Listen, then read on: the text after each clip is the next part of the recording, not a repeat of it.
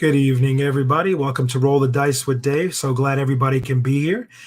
Before we get started, I want to thank everybody who has joined from Facebook Live and is also on YouTube. Thank you so much for tuning in. Really glad you're joining us tonight. Also want to go ahead and remind everybody that if you are on my Facebook fan page, Roll the Dice with Dave, please go ahead and like and share. Really appreciate you spreading the love as much as you can. Also, if you get a chance, subscribe to the YouTube channel, Roll the Dice with Dave. And please go ahead and share that link with everybody. We are trying to be the change we want to see in the world, and I can use all the help I can get. So please go ahead and like and share. While you are commenting, if you feel so inclined, please feel free to use the hashtag Roll the Dice with Dave. If you catch this on replay, if you come in a little bit later, let's say you decide to watch it tomorrow and you're coming in on replay, thank you so much for checking it out. Go ahead and use the hashtag replay so I know you are watching it at a later date and I can reach out to you and we can maybe connect on the topics at hand.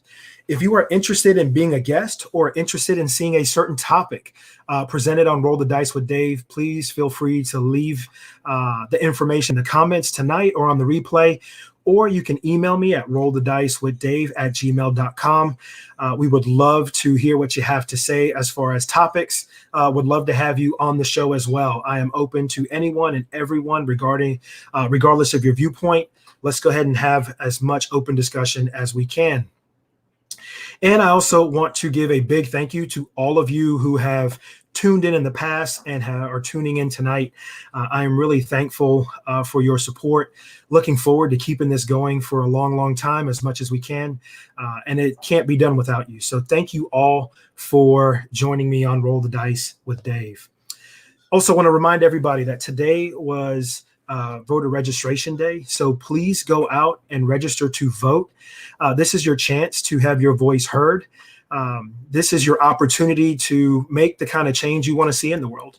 I don't really care who necessarily you are voting for. That's not necessarily the discussion I want to have right now, but I think it's important that everybody gets out there and votes. And I just want to say to vote your hopes for what you want to see this country to become. So please go ahead and make sure you go out and vote. I was really honored to be asked by Flagler College to be part of their vote campaign. It was a very fun thing to be a part of, and I'm hoping you guys get out there and register to vote. So we are about to get into tonight's show, and I'm really excited. We have a great guest, and I am going to move our guest into the production studio with me. So before we get started, I just want you to give yourself a chance to introduce yourself, Lorna. Can you please let everybody know a little bit about who you are? Sure. My name's Lorna Bracewell. I'm a professor of political science at Flagler College. And I'm super excited to be rolling the dice with Dave. I tell you, we're excited to have you here. So we are going to transition. We're going to kind of get a little bit more into getting to know you first before we move into tonight's discussion. So before we get started, do you mind just telling us a little bit more about your story, where you're from, how you grew up, how you ended up at Flagler, just a little bit of your story arc, if you don't mind. Sure. So I'm from Florida. I'm a native Floridian, which for people of my generation is not so rare. I'm from Tampa Bay. Grew up in Indian Rocks Beach. Went to Largo High School. Represent. I actually went to college at Flagler College. So I'm an alum and had a great experience and decided that I wanted to be that when I grew up. And I had the good fortune in I guess it's in 2018 now, I think. I've kind of lost track of time. Joined the faculty here as a visiting assistant professor. And then the same year that you came in, Professor Rivera, I got to join the faculty permanently. So that's kind of my story. That's pretty cool. So you're, as an alum, now coming as a faculty member. Is it everything you thought you would be, moving from being a student now being a faculty member at your alma mater? Oh, man. I mean, I just had no idea of what the job really was when I was an undergraduate student, right? Because all you see is like the kind of, it's not glamorous. That's not the right word. But, you know, you see professors kind of living the life of the mind, right? And that's what you want. But then you get into the profession and you realize there's there's a lot more to it than that. So I don't think I had a very realistic appreciation of what being a professor was all about. But now that I actually am one, I enjoy it. It's richer and more fulfilling than I think I even could have imagined when I was, 18, 19. Okay, cool. No, that's awesome. I just, because I had gone back and taught at my alma mater, and it's such a different feeling. That. So I got my PhD from Texas Tech, and then I went back for a few years, and it feels the same, but it feels different when you go back. And I know you have had the fortune of having Art Vandenhouten as one of your professors, and now you guys are colleagues. That's got to be a pretty cool experience that now you are collaborating on things. But I'm pretty sure you're probably still soaking up the knowledge from Art. Because I tell you what, he's an unbelievable guy. And I'm hoping to get him on the show one day too, because he's something else. You need to pin him down. Yeah. He's so busy, and we work together on the action committee, which he's the chair of. So I'm really excited about that. Moving into the next piece, just to get to know you a little bit more, can you tell us who are or were some of your biggest role models? Well, sure. You've already mentioned the name of one of them, Professor Art Vandenhouten, without a doubt, has had a tremendous influence on my life, personally, professionally, all of the above. It's because of him that I initially took an interest in political science. I came into college as an English major thinking I would be an English teacher, right? Because I had phenomenal English teachers in high school, and I didn't even know that you could be like a college professor because I'd never seen one, right? So I came here, majoring in English, and I was in a gen ed course that Professor Vandenhouten was teaching, Introduction to Political Thought. I now teach that course, and I was just taken. It had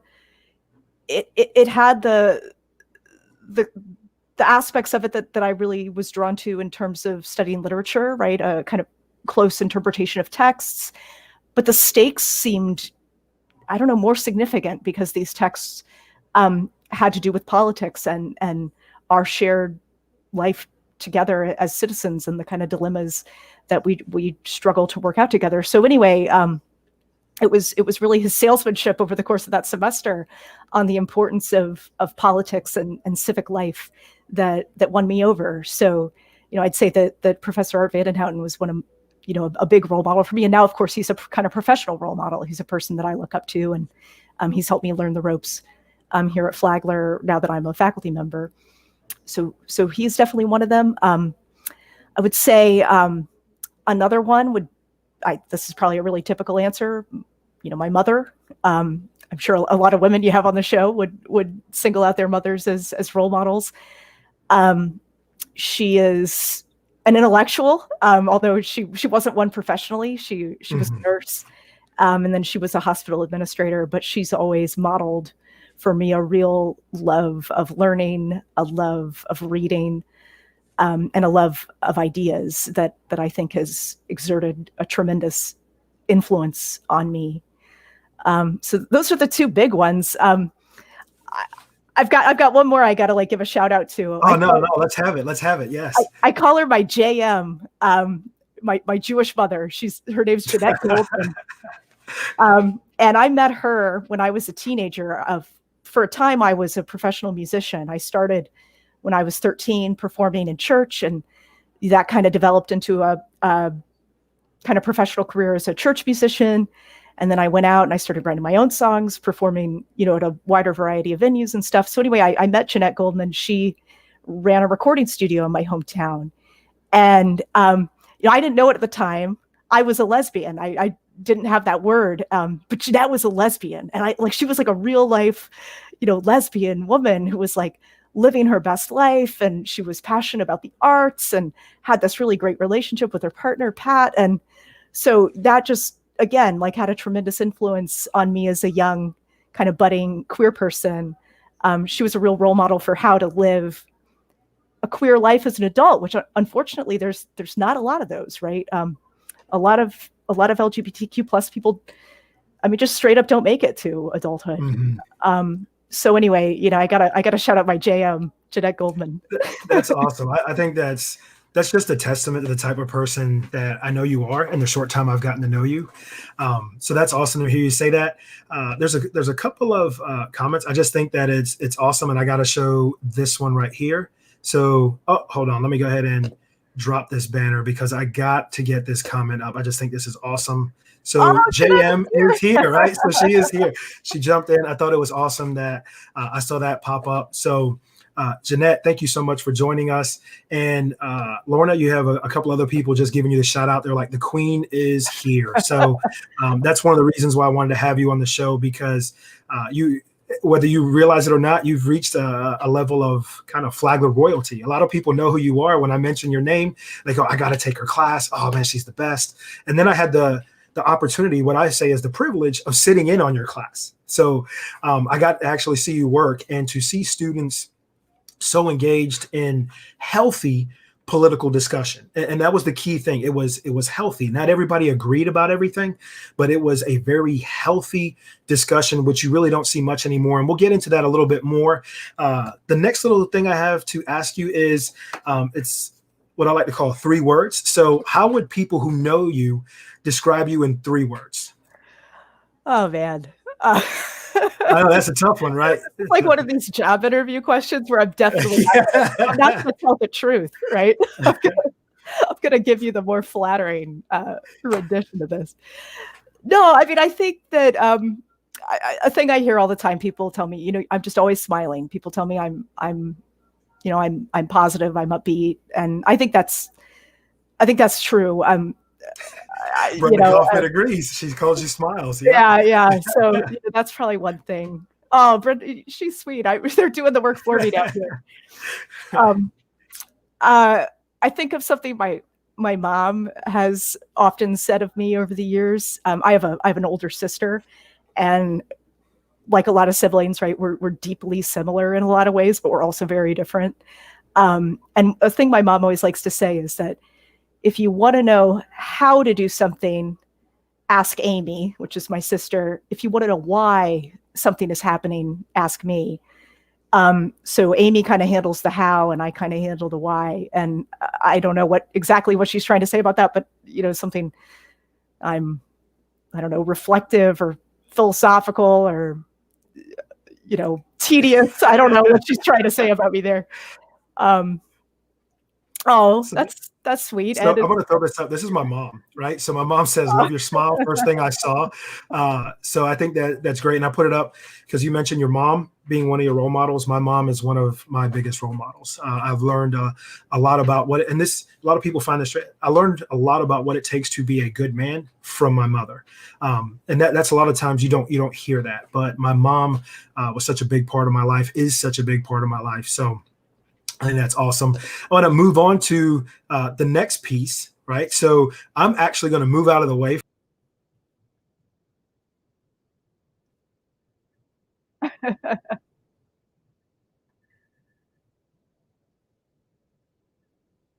Oh, I can't hear you, Dave. Are you talking to me? Oh, here you Yes, I am. So okay. I will go ahead and keep myself a little here on the side. Can you hear me okay now? I can, all right. Yeah. So do you mind just telling us a little bit about your book?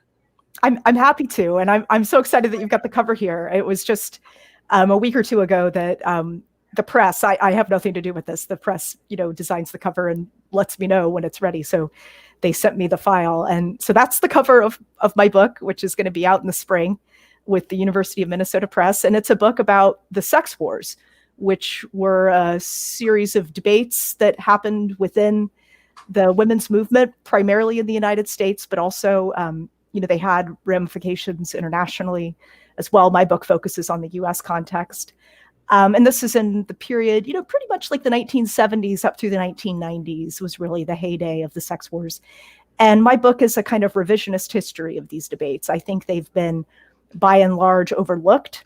And when they're not overlooked, I think they're misrepresented and misunderstood. So I'm in a lot of ways trying to correct the historical record and bring forth for contemporary audiences some of the, I think, really sophisticated political thinking about sexuality that feminists engaged in during this period. Okay. Oftentimes people will say like, oh yeah, the sex wars, that's when the anti-sex, sex negative, man-hating feminists argued with the pro-sex Carrie Bradshaw, Sex and the City feminists. And there's so much more, right, happening in this period than that caricature. So the book is really my effort to, like I said, reintroduce to contemporary audiences some of what we have collectively forgotten that's of value from this period. Okay. I have one more question on it, and hopefully you'll be able. So you mentioned it's going to be available in the spring. Yes. All right. Available in the spring. Now we have that. But what drove you to write the book? Well, it was my dissertation. It started as my Okay. dissertation for my PhD. And then, the way academia works, if you have the good fortune of continuing to be employed in academia after you defend your dissertation, then you get to turn it into a book. So that was really what motivated me. Is I got an academic job. I got a job in Nebraska at the University of Nebraska-Kearney, and I was like, yes, now I get to write my book. So that's awesome. That is awesome. So, because most people end up just using it as a very nice doorstop, or, you know what I mean? It just sits on the shelf and collects dust. I think there's probably only 3 people that read my dissertation. Me, I think my mom said she read some of it. And actually, surprise, surprise, Dr. Joyner said he actually checked out a little bit of it, right? So that's terrifying. I hope he didn't read mine. Well, here's the crazy thing. I hear that he's done that with several people, just picked it up and read through some of their academic work. And I think that's a testament to the kind of guy he is. We do have a question related to the book before we move on. The question was, is it better now? So you want to address that now? What is it? So I'm guessing when you were just discussing a little bit about what your book was about. So if Brenda wants to go ahead and elaborate on that in the comments, as far as what is it, this will give you a chance to address the what is it. Yeah. If the question is my book better than my dissertation? Yes, it's much better. Okay, it's much better. So what we'll do is, while Brenda's maybe reformulate how she wants to look at that question, we're going to go ahead and move forward into kind of what we're going to be talking about tonight. So actually, let me add this back because I think it's important. This is going to be the next little bit that what we talk about. And I think this was it kind of shook the world. I think this is going to be one of those things that people talk about for a long, long time to come. And it just really presented a shockwave is the best way I can put it. So the first thing that I want to bring up, and we'll go ahead and go here. So RBG, first question I have for you is, what are your thoughts on her legacy? Yeah, well, I mean, it's just remarkable. She became in the later really part of her tenure on the court, she became like a pop culture icon in a way that, I'm not a court historian, but I think is like unprecedented in the history of the court. I mean, so her legacy, typically if we're going to talk about the legacy of a Supreme Court justice, we're going to talk about, their jurisprudence, important decisions in which they were in the majority and wrote the opinion, that kind of stuff. But I think for RBG, her legacy transcends that, which is remarkable. If you can make a cultural impact that is as hefty, if not more so, than the impact you were able to make as like an Associate Justice of the United States Supreme Court, that's something. I think that for younger people, and if I may be so bold as to like include myself in that category, I know I'm. She was really a feminist icon. And I mean, I just was scrolling through social media. A gal I went to college with dressed up her like infant boy child as Ruth Bader Ginsburg for Halloween one year, and she was like, "Oh man, that's like sharing." Cool. I mean, it's like wild, right? So I think that her cultural impact is really important to note. But of course, her contributions to U.S. law are also really significant. I mean, our entire jurisprudence surrounding sex discrimination, that was like when she was an attorney at the ACLU, kind of doing yeoman's work in the women's rights unit there. That was her doing, right?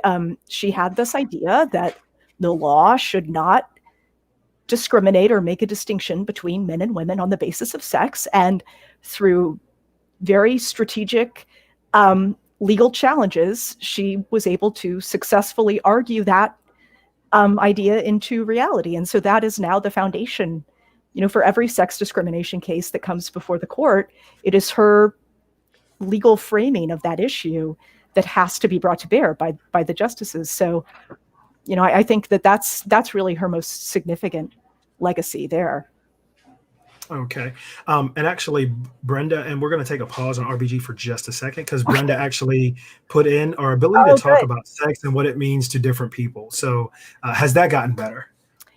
Yeah, I don't think so. No, this is one of the reasons why I think it's important to go back to the sex wars and the thinking about sexual politics that unfolded during that period. Because I think that feminists were in many ways better at it than we are now. I think that feminists, and all across the board, right, from your anti-pornography feminists to your sex radical feminists to your third world feminists and Black feminists, they were all thinking critically about sex and understanding sex as a kind of vector of power, in a way that feminists today are incredibly uncomfortable doing. And the opening chapter of my book, I talk about the kind of discourse that unfolded around the Me Too moment. And there were a lot of feminists who were very critical of Me Too. I'll call out, Masha Gessen in The New Yorker, who was in many other respects, a kind of shero of mine. But I think she said some pretty ham-handed things about the Me Too movement, right? Framing it as a sex panic and as kind of a symptom of our, American puritanical Victorian prudishness. And I think that is just such a misreading of a critical feminist engagement in the politics of sexuality. And I think that misreading has everything to do with the way that we have misunderstood the sex wars, right? We've re-narrated it as this kind of, clash between these black hat, villainous, sex negative, feminists who were vanquished, by their, sex positive foes. And, that's just not at all what transpired. So no, I think we're actually worse at talking about sex and the politics of sexuality in a critical way than feminists were, say in the 1980s. Man, so that says a lot, kind of the direction of kind of where this world is going, that it's something you think should be getting better, and it's just getting worse from your perspective. I want to jump back to RBG for just a second. Do you know where you were when you heard the news of her passing? I know exactly where I was. I'll never forget where I was. I was sitting on my patio, which I do a lot of these days. And we had some friends visiting. Actually, this was, because of the pandemic, we've been very isolated, my wife and I, and there's some of our closest friends we hadn't seen in over a year. And, they live in Charlotte, North Carolina. They drove down Friday afternoon.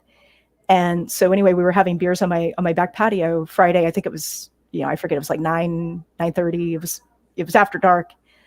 And we were talking about nonsense, and I don't even know, laughing. And I glanced down at my phone like we all do. And I saw the notification, and I just, blurted out. I'm like, Ruth Bader Ginsburg died. And the whole tone of the evening shifted, right? I really kind of killed the positive, wonderful, relaxed vibe of our patio there. And, we just, we were obviously sad. I went through all the stages of the full gamut of emotions there. 15 minutes, right? So, I think, it was Friday night. So I'm at my son's football game. And like you said, everybody's just kind of sitting around. And so I sit there and look at my phone, and I just kind of said it, not realizing I was saying it. I was like, oh my God, RBG died. And the people around me were like, what?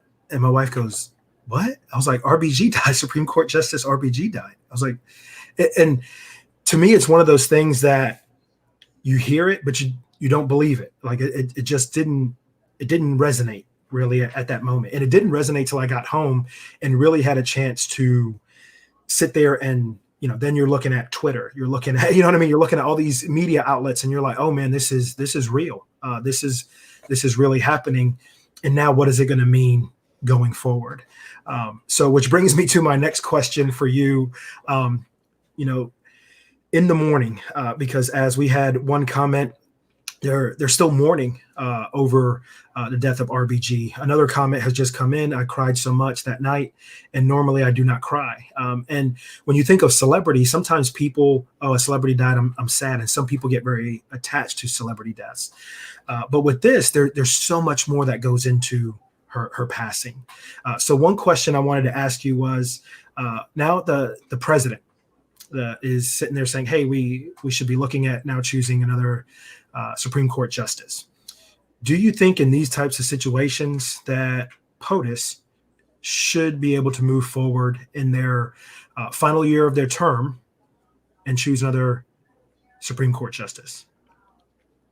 Well, I mean, the Constitution, gives them the power to do that. Now, whether or not I think the Constitution should, I mean, in a way, to answer your question, I have to I got to go deep, right? Yeah, well, that's what we're here for. That's why I asked you on, right? Yeah. I think that the Supreme Court, I mean, it was designed deliberately to be, anti-democratic, anti-majoritarian, a kind of aristocratic check on the not even that democratic other branches, right? And these judges, they have lifetime appointments and they have immense power. Now, the power of judicial review, it was hotly debated at the Constitutional Convention, right?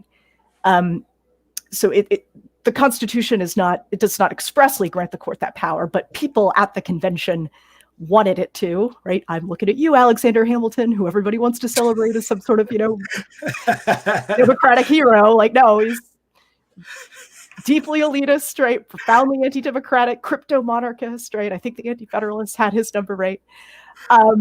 So anyway, I mean, I think it's a problem. It's with our government, right? That we have these 9 people who they're not elected. They're appointed by the president. They're confirmed by the Senate. But remember, the Senate at the time the Constitution was written, they were not popularly elected. They were elected by the state legislatures, right?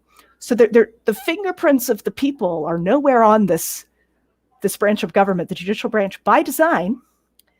And they wield enormous power, like literally the power to say what the law is. And this is, normatively unacceptable, I think.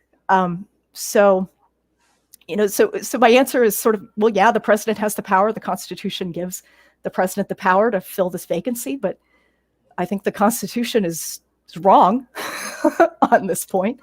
And I wish it weren't so. And it's one of those things, the difference of, do you have the right to do it versus should you do it? Well, yeah, I mean, you know what I mean? That the question there. So, a lot of people are like, well, the Constitution says, and there's a lot of things that when you think about it from a legal standpoint, the law omits, but it doesn't mean people should be able to do certain things because the law omits or the law says. So that was kind of where I was getting with it, just to get your take on it, because like I said, you're somebody I admire a lot. Especially in these types of conversations, they say that if you can be around somebody who is going to be the smartest in the room, you should listen twice as much as you speak. And I find myself whenever you're speaking, I'm listening 10 times as much as I'm even going to think of speaking, because I just love the way how you're able to put it in a way that whether you understand processes or agree or disagree, you speak in a way that people are able to absorb it. Even if they disagree.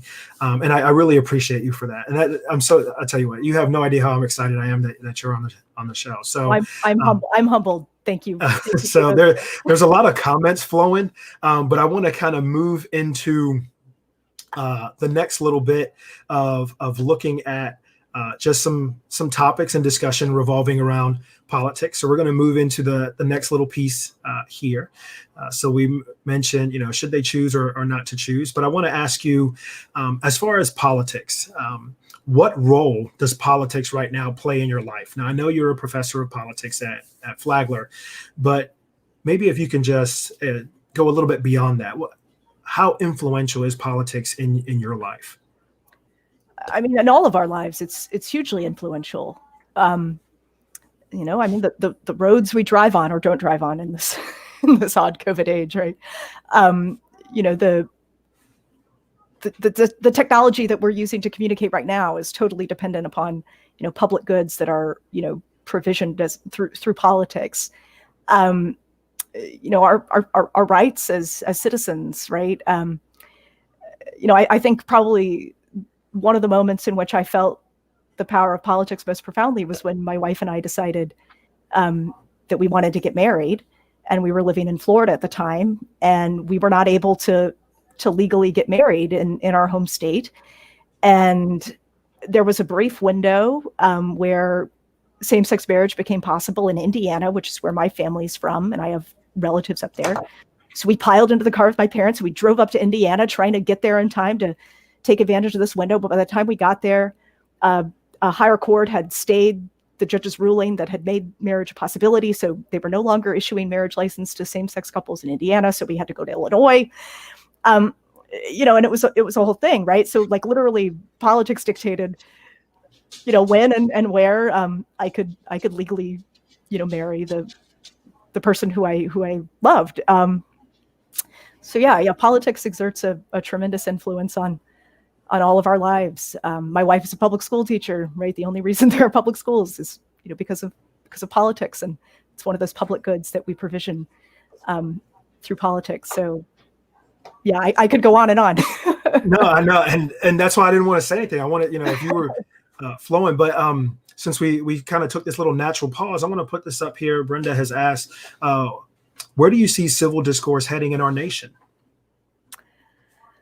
Well, I mean, I think there are spaces where it happens, which those spaces are precious and should be nurtured and cherished. This is one of those spaces that you've created here, Dave, and that's that's of inestimable value. I think our classrooms, our campus, I hope, is one of those places. But clearly those spaces are becoming fewer and further between.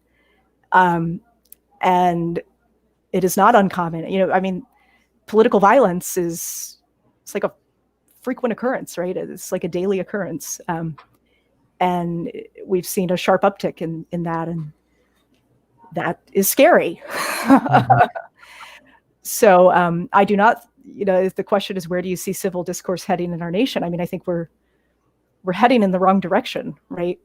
We need to be cultivating spaces for civil discourse, but we are, and powerful people who have an interest in annihilating those spaces are annihilating them left and right.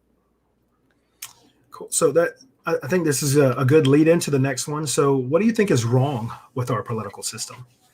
I've already talked about the Constitution and the Supreme Court. You did mention that. So I guess just to add, is there anything else you see kind of as far as what do you think is wrong or potential flaws, or even if it's just people and their viewpoints? What do you think the issue is as far as what is wrong with just our politics here in the United States?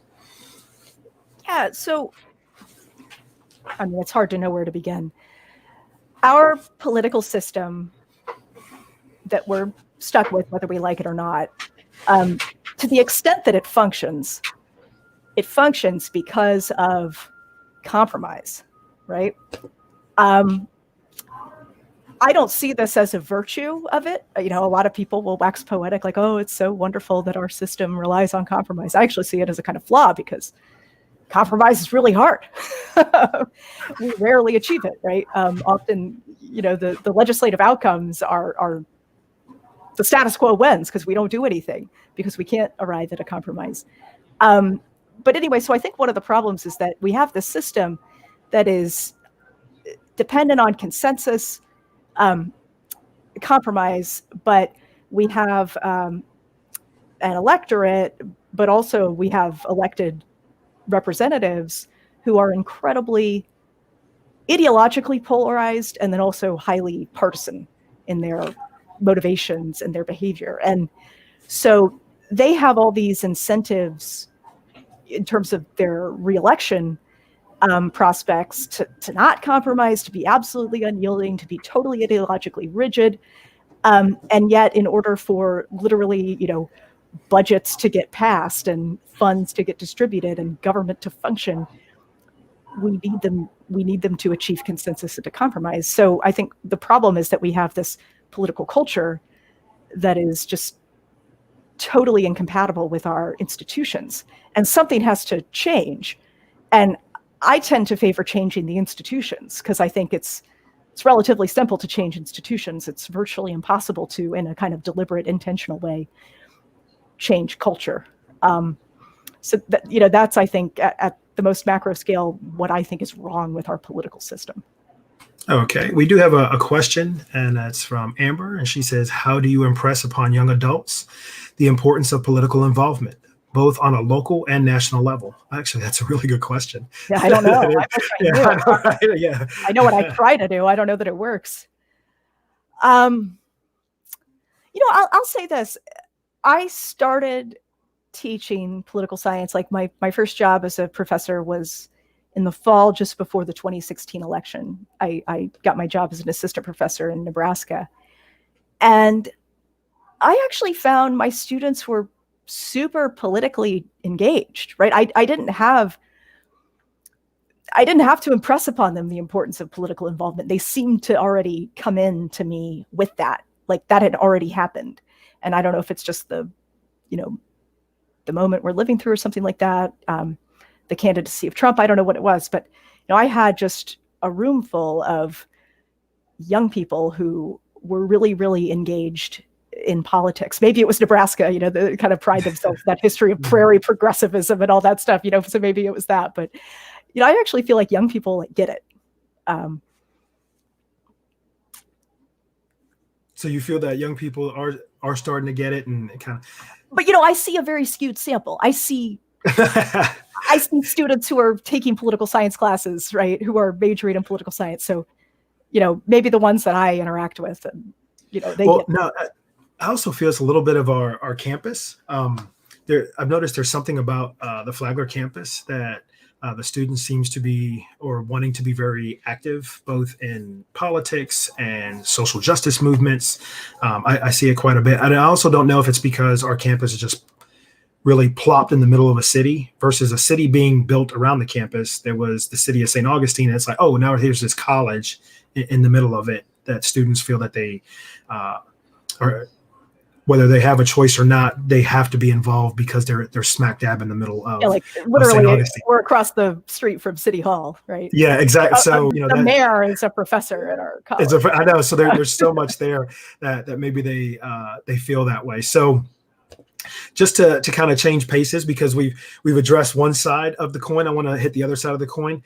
What do you think is right with our political system? Put you on the spot there with that one, right? So we got to look at the other side of the coin. Oh my gosh, what is right? What is right? This is hard to say right now. I'm in a dark place, Dave. Oh man, I'm sorry. I know, right? And even in a dark place, you still have, a smile that lights up the screen. So yeah, that's the good thing. But no, I feel your pain, but I just had to ask, right? Yeah, so I didn't want to just stick with the negative. I had to go positive too. Our First Amendment, that's like an okay thing, Okay. It's not like a terrible thing. I was talking earlier about our kind of problematic political culture as we become so kind of polarized and partisan. But I also think that American political culture has some virtues. I say this but just as I'm saying it, I want to just cram the words back in my mouth and take it back. But there is something, right? I'm thinking of this summer, right, in the wake of the killing of George Floyd, right? We took to the streets and with a fierceness and a fearlessness that the world was struck by, right?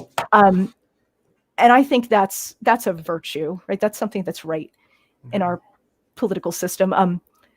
The day after the president had Lafayette Square cleared of peaceful demonstrators, he had, the National Guard and, DC police, fire tear gas into a crowd full of peaceful protesters so he could walk across Lafayette Square for a photo op. The day after that, I went to a demonstration in Jacksonville that was the biggest demonstration of any kind, right, let alone racial justice demonstration, that the city of Jacksonville had ever seen. And, we were afraid of what the police would do, but we went. And not just us, but, thousands. I think there were 15,000 people there. And, there were 50 some odd people arrested. Of course, none of the charges stuck. They were never prosecuted, right? It was just an effort to kind of cow and intimidate people. And that was just the first of what became a string. They went on for weeks. And, in St. Augustine, there were hundreds of people, so I think that kind of fearlessness, even in the face of grave state violence, is something that's right with our politics and with our citizenry, right? In the 18th century, they would have talked about the virtue of the citizenry, like the kind of, public spiritedness and like manliness, virility, and had all those connotations, and I think we still have some vestiges of that left, and that gives me hope. Cool. And I'll tell you what, so there's a former student of mine from East Carolina, and she seems to be on fire tonight with things, because I noticed this one come across, and I like this. Democracy, even if it feels beaten down, is right. We the people. And I will say this, that it's good to have some people that have that level of optimism, that level of faith, that even though it's been beaten into the ground and we may feel disheartened, it's still a process that we can get behind, because it's we the people. So thank you for that comment. I actually like that.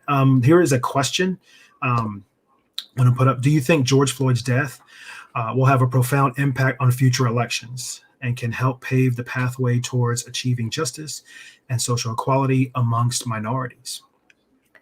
Yeah, that's a really good question. That is from one of my brilliant political science students.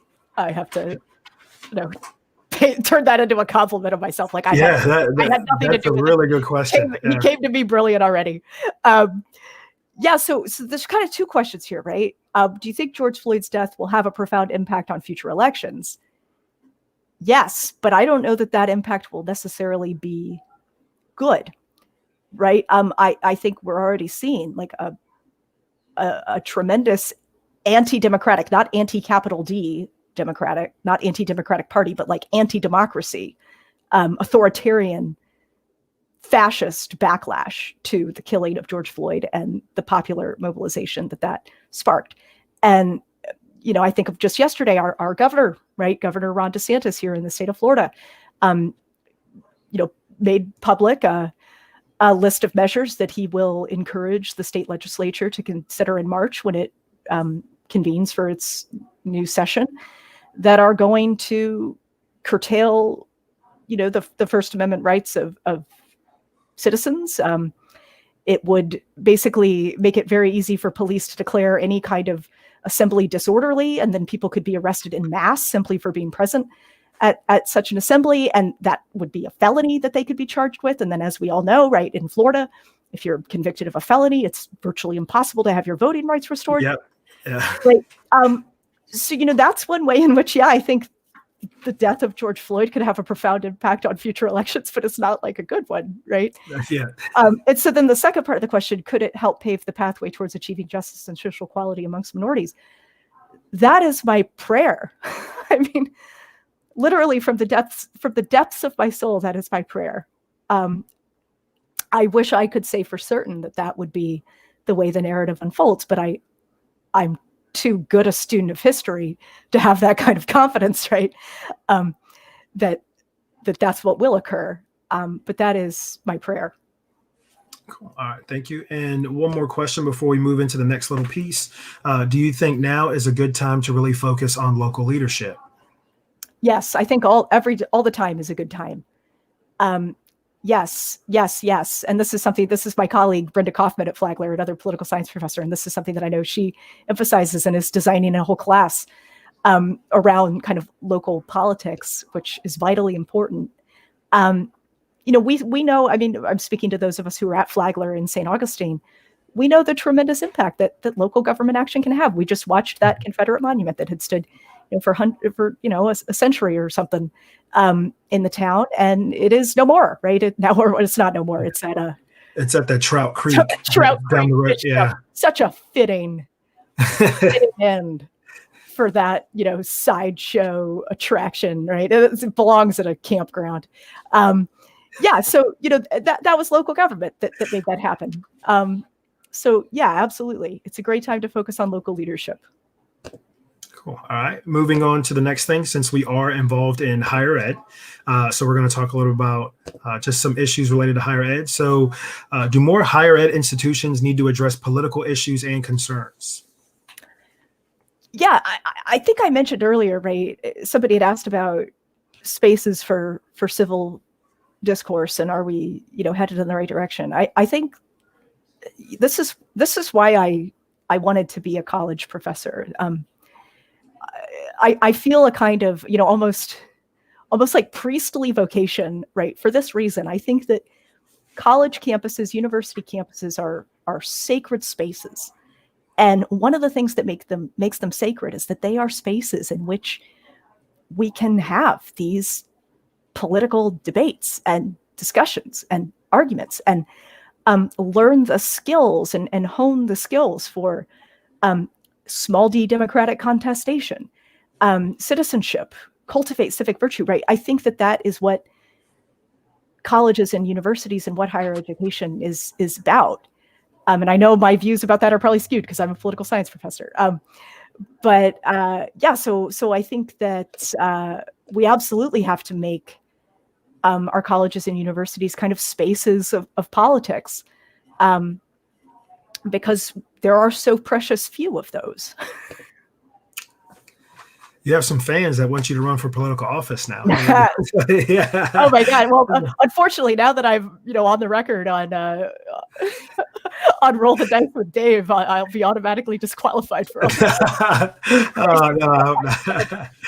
So another thing, just kind of tying into higher ed. So let me see, just kind of addressing another piece, and it's something that, we've kind of chit-chatted about a little bit, but how do you think college campuses should look at handling freedom of expression? I think they should cultivate it. I think they should encourage it. I think they should incentivize it. Right? Oh man. So do you mind? So do you mind touching that a little bit? How do you think they should incentivize it? Well, this is one of the things I love about teaching our first year seminar at Flagler College, because, citizenship is something that we teach students. Like, you get a grade, right, in our first year seminar class for learning all this stuff, right? So yeah, I incorporated into the curriculum. We have our co-curricular events that we, require students to participate in, some number of those every year. I think that's about cultivating in them the habits of citizenship and civic engagement. So yeah, I think there's all kinds of ways that campuses can do that, right? And they can also not punish it, which unfortunately, happens particularly at private colleges. This can be an issue, right?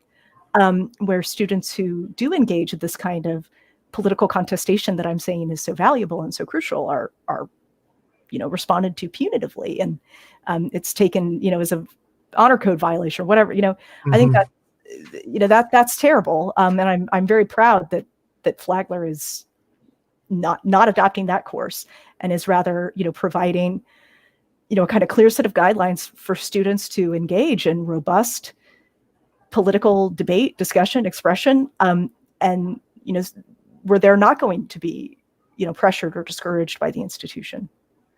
Another thing, kind of touching on that I found encouraging, was that I think originally it was presented as, hey, this is going to be our new policy.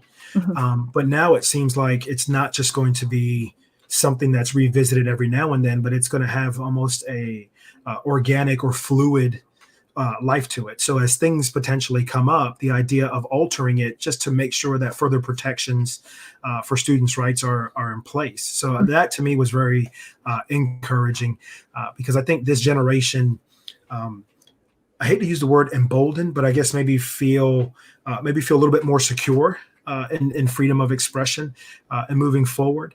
Here is another multi-layered question from you from the comments. So how do you professionally navigate the discourse that seeks to silence curricula that criticizes the U.S.? So we'll start with that one, and then we'll look at addressing the other piece. Yeah. So again, I got to give a shout out. This is Valerie Szymanski, who's one of the brilliant, people who I had the privilege of meeting in graduate school. We intersected in the women's studies program at UF, and brilliant historian at Alfred College now, I believe, up in New York. So yeah, how do I professionally navigate? I mean, I'm blissfully immune from a lot of that stuff, right? Like my wife, who's the social studies teacher at public middle schools, has to navigate those waters much more carefully than I do, right? But with academic freedom and all the privileges that come with being a college professor, I mean, come at me, Trump. I don't know. And the second part of that question, how do you engage students who may disagree with what they perceive are your views? Yeah, that's a great question. I really, really try. It's almost like a mindfulness meditation practice. Like, I try to see the merit in whatever a student is throwing at me, right? Because first of all, they're my students. There's like this asymmetry of power, right? So I don't really feel threatened by them. And it's my obligation and responsibility and duty to teach them. And in order to do that, they have to trust me. And so if they come at me with a lot of like kind of hostility, I try to hear in that what is underneath that, right? And that's what I try to work with. I don't try to, because I mean, honestly, like, I mean, I know I look like, some, I don't know what people think of when they look at me, some like, Marxist Antifa feminist. I don't know what they think, but I'm not that. I mean, I am that, but I'm not that. Like there is more to me than that. And frankly, like, if I have like a very conservative student, I mean, I probably know conservatism better than they do, because I'm a political science professor. That's my job. So I try to, if they're coming at me with kind of nonsense arguments and a lot of hostility, I actually try to give them better arguments to come at me with. Because like calling me a Marxist Antifa witch, I mean, that's fine, but like that's not college level criticism, right? So I try to, if you want to like go out into the world and make it your life's work to like unravel everything that I've committed myself to building, I mean, that's Socrates taught Alcibiades, right? You gotta do that. You gotta teach them. But I want to make sure they're doing it in like a kind of, I don't know, like intellectually honest, morally serious way, and not in this like ad hominem, frivolous way. I don't know if that's and hopefully that leads them to trust me when they see that I'm willing to kind of arm them. That's so. I like that approach, because it shows, it lets the students know, hey, we need to take this to a higher level. If we're going to engage in true conversation, we need to take it to a much higher level. This is how you take your game to a higher level if you're going to engage with somebody in this kind of conversation. So I really like your approach. And like you said, I've had the chance to sit in your class and watch you work. And it really was an honor and a privilege to watch you do your thing. And if more professors, I think, took your approach, I think we'd have less issues on college campuses as far as what people think we do, because they'd go, oh, this is what's going on. And we're really enabling the youth of today to be critical thinkers, think for yourself, formulate good, solid arguments, versus trying to force feed them our ideas. This is how you move forward. And I've witnessed it firsthand with you. I think this is a great question, because this is something that we're navigating now at Flagler College. How could we encourage our admin and board of trustees to be open-minded when students speak? Yeah. Well, I'll start by saying I think they are becoming more so. And I think this new, policy on free speech and expression that Dave and I were talking about earlier is evidence of that. There's just so that people forget when they think about the politics of college campuses. They forget about this asymmetry, this hierarchy that I mentioned earlier, right, between students and administrators and faculty.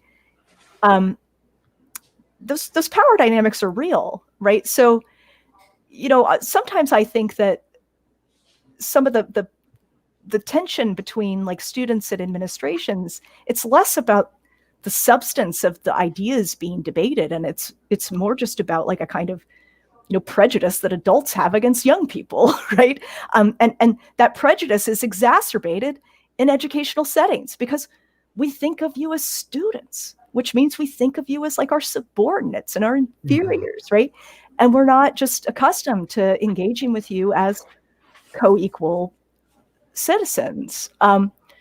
So I think part of the challenge there is reconceptualizing that relationship between professors and students, and and administrators and students, and all that leaders on campuses and students. Like, I always teach in my first year seminar class this reading. It's a commencement speech that a feminist poet, Adrienne Rich, gave, called "Claiming an Education," and in that she talks about that there's a contract between students and their professors, and that students are there and they are entitled to an education. And one of the terms of that contract is that they have to be provided it. And in order to do that, they have to be engaged with as kind of intellectual, moral, right, equals. And so I think that reimagining the relationship between teachers and students in a way that is compatible with like, the kind of moral equality is an important part of navigating that tension between faculty and administration and students. So, okay. We do have a question right here. What is the role of science in politics? I should probably know that, as I'm a political scientist and all. Yeah, so, part of political science is the scientific study of politics. It's a social science, right? And so I don't do this kind of work, but, lots of political scientists do, where they try to do things like predict voting behavior. And they collect massive quantities of data on, how past voters have behaved. And they try to make inferences using all sorts of complicated statistical methodologies to do that. So that's one role of science in politics. And then, of course, science itself, the discourse of science, there's a politics of that, right? A claim to scientificity is a claim to truth, and a claim to truth is a claim to power, right? So there's another, aspect of kind of politics in science. Science itself is a kind of politics. Is that it? I think that's a great answer. So we're getting towards the last couple of questions, and here's one to address. How do you think, when I say we, how do you think just people in general promote dysfunctional politics?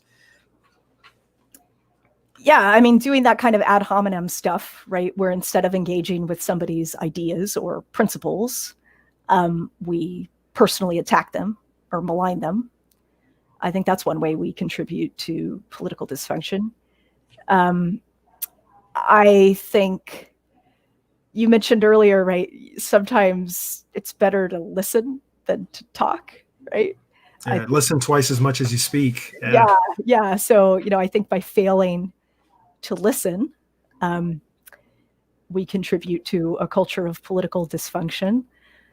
I think by assuming that from one or two very obvious characteristics of a person that we can infer everything else there is to know about that person's values, which we do a lot, right?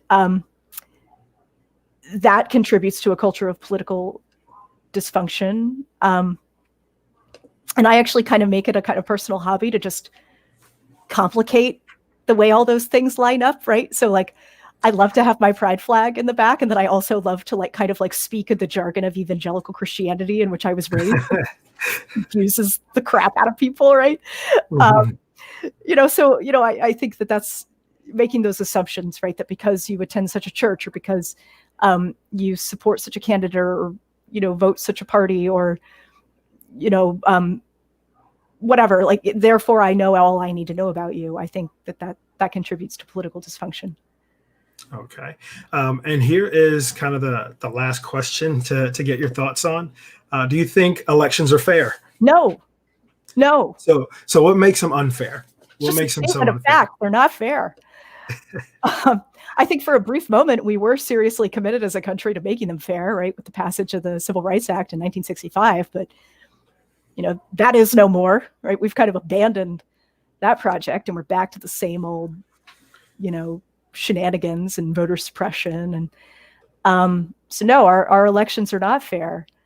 I'm kind of sympathetic. I teach, every semester I teach, about democracy at ancient Athens. And the original Democrats, right, the OG Democrats, they thought elections were an unsuitable way to fill political offices. They thought they privileged the rich and the well-connected and the kind of old, aristocratic families of Athens. So they preferred to fill elections by sortition, by lot, at random. They would pick people's name from a hat and say, you're going to serve on the Council of 500. Right.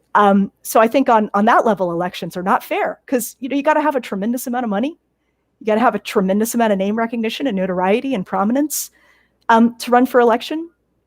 You have to, it helps to be a man. It helps to be not a person of color. Right. All these things, are sort of privileged by the mechanism of election. So, yeah, I think elections are not fair. Well, and you just touched on something, and it made me think of one of RBG's interviews when they asked her about the Supreme Court, and they asked her, when does she think things will be good? And she said, when all 9 Supreme Court justices can be women. And they kind of look like, and she goes, well, nobody ever thinks it's weird when it's 9 men. Yeah. So you touch on it so much.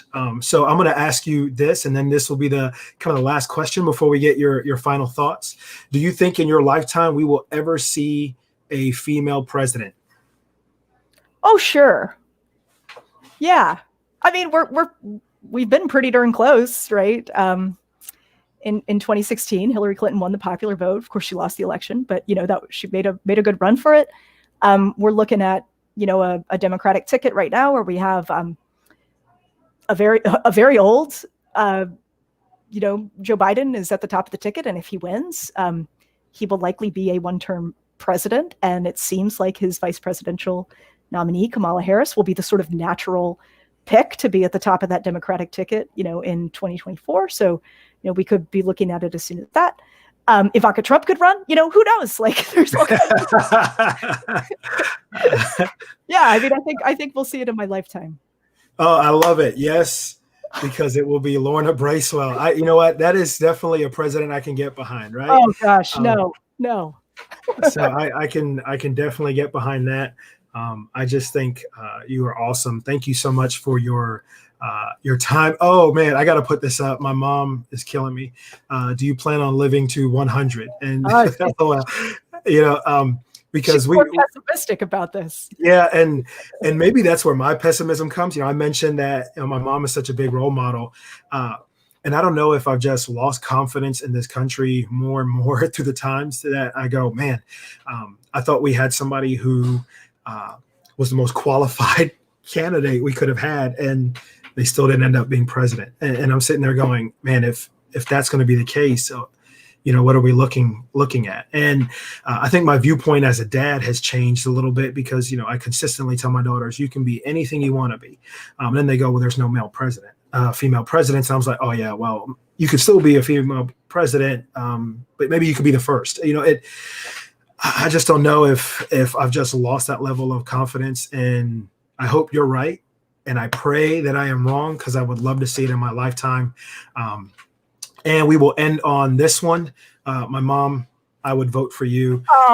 Lorna, I'd also would vote for you.